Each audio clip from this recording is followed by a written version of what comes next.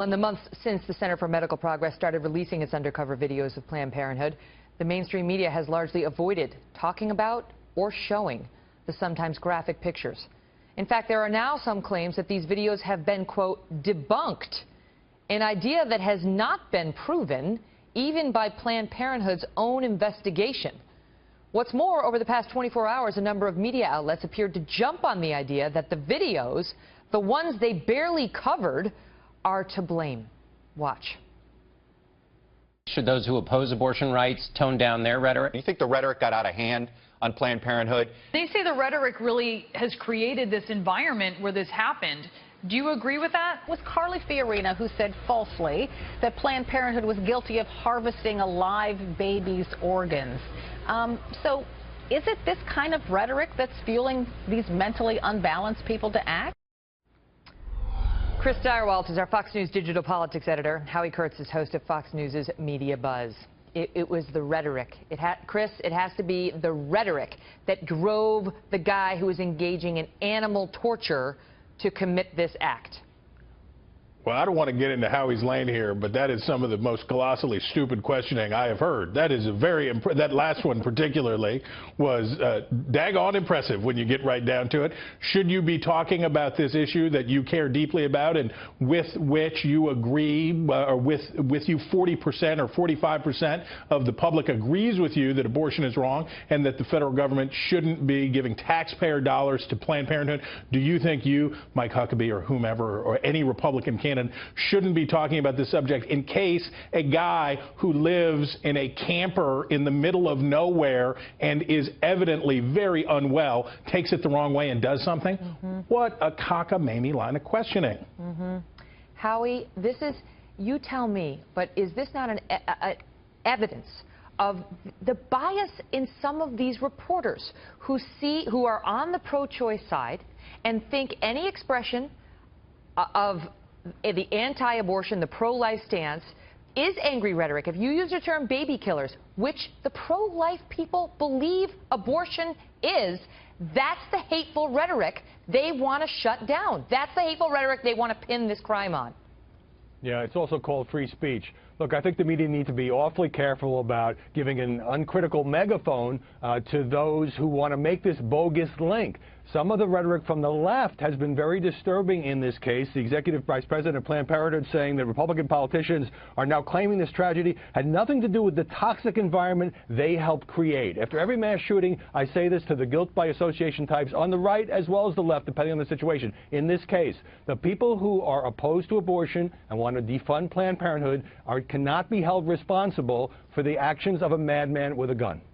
And the thing is, Chris, you know, if you look at those videos, right, Carly Fiorina made a claim at the presidential debate that was a bridge too far, that sort of melded two different sets of videos.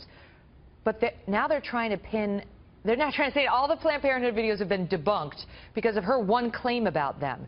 And the truth is, no matter what you think about abortion, those videos did show doctors, one doctor who's in charge of abortion services for Planned Parenthood, talking about terminating, albeit charitable, the potential life of an unborn human being with such callousness that even the head of Planned Parenthood had to come out later and apologize for what we saw on those tapes.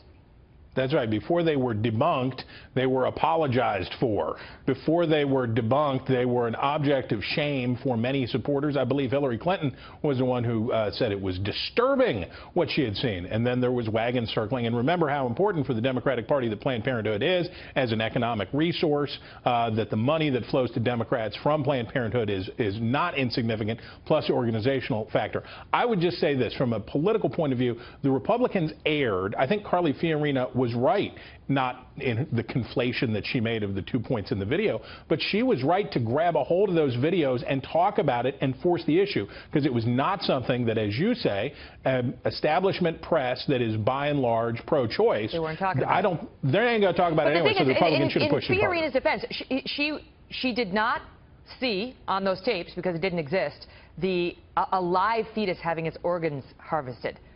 The reason the fetus wasn't alive is because it had just been killed by a Planned Parenthood doctor. So it's not that great, even if you go to the actual truth of what she should have said happened on the tapes. And that's the cold, hard truth about abortion, Howie, is it's a very difficult issue. It's why the country is so divided on it. And to try to just dismiss what half of the country genuinely believes and what science is providing a lot of evidence for, if you've ever had a baby and gone through a bunch of ultrasounds, which is that fetus, when it is 17 weeks old and can still be aborted, looks an awful lot like a human being, is arguably detrimental to the dialogue, to getting anywhere with the other side.